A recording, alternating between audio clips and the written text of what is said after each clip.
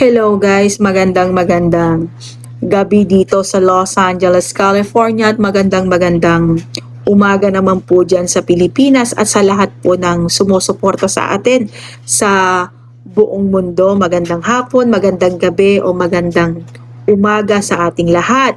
So, pasensya na po kayo guys at madalang tayong makapag-vlog kasi nga busy po ang lola nyo.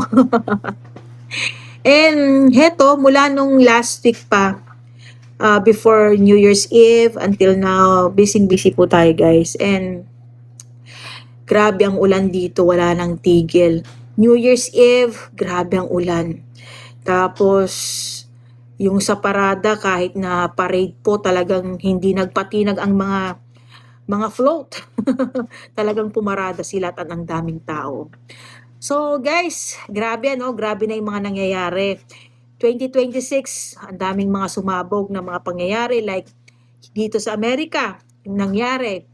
January 3, yung nangyari sa Venezuela, dinukot po ang presidente ng Venezuela na si Nicolas Maduro at ang kanyang asawa. Dinukot po sila ng USA forces guys, yung dito sa Amerika, dinukot sila ng mag-asawa sa kadahilanan ng pagiging drug trafficking niya. Supplier siya sa buong mundo. Meaning siya yung pinaka-highest drug lord sa buong mundo. Doon po ginagawa yung mga cocaine o kung anuman na mga drugs na yan. So, yun ang kadahilanan kung bakit nakapagpas siya itong si Trump kasi nga hate na hate niya po yung drugs na tinatawag. At syempre, sinasabi nila dahil nga sa langis. Alam nyo guys, kahit hindi man niya yan i-control yung langis ng Venezuela, may reserba po ang Amerika. When it comes to the pagdating ng war na tinatawag, kung halimbawang magkaroon ng war, ang Amerika hindi po mauubusan ng langis to guys kasi may reserba po ito guys. Hindi kagaya ng mga ibang bansa na umaangkat sila. Ang Amerika may reserba na pero bumibili pa siya sa ibang bansa guys. Bagkos bumibili pa siya kahit na alam niya na may reserba siya na langis kasi if in case na nagkaroon ng tinatawag na war, naubusan na ang lahat, ang Amerika hindi maubusan. Importante ang langis guys pagdating sa giyera.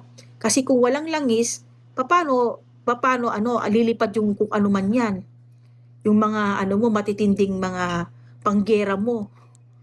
'Di ba? So importante ang langis. Ang Amerika, kahit kailan hindi mo ito mauubusan kasi may reserva ito, nakareserba, hindi niya ginagamit.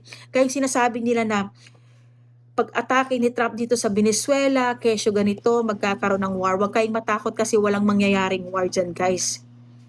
Kasi matatakot yung mga ibang bansa dahil alam nilang tinatago ng Amerika, guys. Yung China, hanggang lang yan, parang daldal lang yan. Pero alam niya kung anong kapasidad ng Amerika, kung gaano ka-powerful ang Amerika para niya banggahin. Ang daming langis ng Amerika, guys, bumibili pa siya. Di ba ang ginagamit pagdating sa gera yung langis? Yung China, wala silang langis, nag-aangkat lang sila. Ngayon, under control na ng Amerika ang langis ng Venezuela, which is ang langis ng Venezuela is pinakamalaking langis ito sa buong mundo. Paano yung under control na ni Trump? So, paano magkakaroon ng war dyan? So, yun na lang isipin nyo guys, hindi magkakaroon ng war kasi imagine, ang daming mga negosyante na malulugi. Ang China, ang daming negosyante dyan na mayayaman. Diba? So, hindi yan walang matutuloy dyan guys, sabi ko sa inyo. At laking takot lang nila kung babanggahin nila ang Amerika. Imagine that, hindi nyo inaasahan na madadakip nila ang presidente.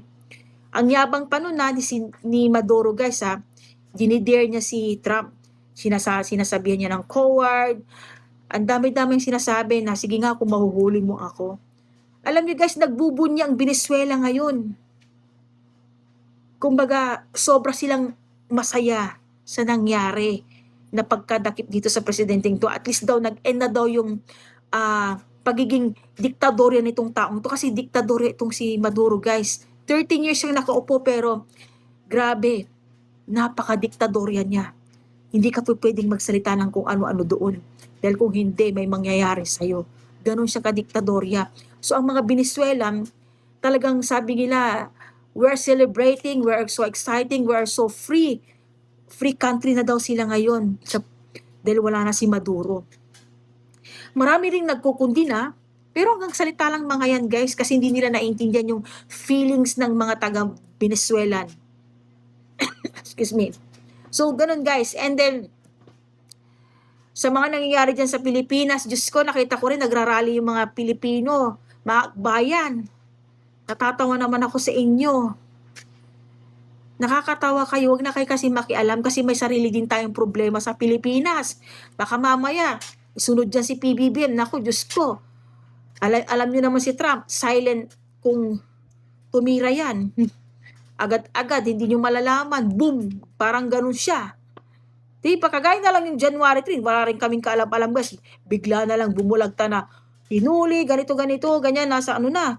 Nagkalat na yung balita sa, sa internet, sa YouTube, sa lahat. Nagkalat biglang, oh my God, anong nangyari? All of the sudden, nagsasaya yung mga tao, tapos meron na palang nangyayari na nadukot na pala yung yung presidente ng Venezuela. Imagine guys, so dapat magtino-tino diyan si PBBM dahil baka mamaya ikaw ang isunod.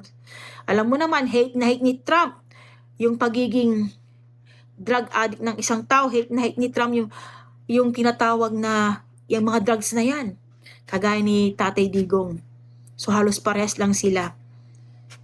Na hate nila yung drugs guys. Ayaw nila sa bansa nila yung drugs. So, sa mga nangyayari dyan sa Pilipinas, pagdasal na lang natin dahil hindi natin alam kung saan patutungo kasi unti-unti na silang nawawala yung mga taong kinakailangan na mapanagot nila, mapaghihingan nila ng katotohanan o kung ano man unti-unting nawawala at nagsisilipad na sila sa ibang bansa. Hindi natin alam kung ano nangyari guys sa investigasyon na yan kasi nga alam natin kung saan patutungo yan guys. Patutungo yan kay PBBM. Siya man ang nagsalita pero yung nangyayari ngayon dahil siyang presidente, siya lahat ang may sisisihin dito. Dahil siyang ama. Siya ang tumatayong ama ng bansa natin. Ano man ang mga pangyayari ngayon, pagpalagyan natin, sige, malinis siya. Pero sino ang sisisihin sa mga nangyayari? Alangan naman si Poncio Pilato. Alangan naman magturo sila. Sino bang presidente? Di ba siya, si PBBM? So lahat ng mga nangyayari ngayon, nasa kanya yung sisi. Galit na galit ang taong bayan sa korupsyon. Sinabi niya, binasa niya yung 4,000 papers yung bago niya pirmahan yung 2025 na budget, binasa daw niya. It means to say, kung binasa niya, naintindihan mo lahat yung mga nandoon. So it means to say, alam mo yung mga insertion na nandiyan. Dahil sabi mo, binasa mo yung 4,000 na papel So ngayon, sinong sisisihin? Diba? Ikaw. Ganun lang yun. Magmalinis ka man, kayong mga loyalista, tapalan nyo man ng kung ano-anong gintuyan o daya mo niyang yung si PBBM para lang maligtas siya sa kasalanan ng ginawa niya. Hindi niya yung maliligtasan guys. Marami nagsasabi hindi niya matatapos ang term niya dahil sa galit ng taong bayan. Gusto siyang panagutin guys sa mga nangyayari. Biro niyo pati anak niya. Ang laki ng insertion niya guys. Allocable niya. Tapos may balak pa siyang tumakbo bilang vice presidente. Kumbaga nasa na yung nipis ng nasa na yung talagang sobra ng kapal ng pagmumukha niyo dahil galit na yung taong bayan.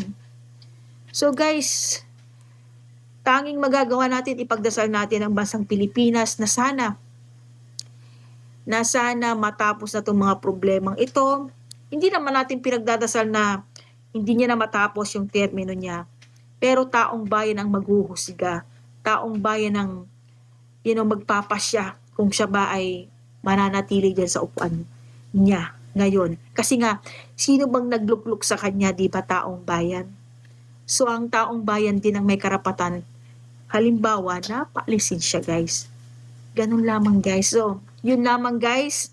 Maraming salamat sa lahat ng mga sumusuporta. Pasensya na kayo kung hindi tayo nakakapag-vlog guys. Anyways, thank you to all our solid followers dahil nandyan kayo lagi sumusubaybay. And sa lahat ng mga bagong followers natin kasi marami tayong mga bagong followers. Thank you so much at sana'y subaybay nyo lagi ang mga vlog namin. So, thank you guys. God bless Philippines. God bless USA. Love, love, love. Happy lang.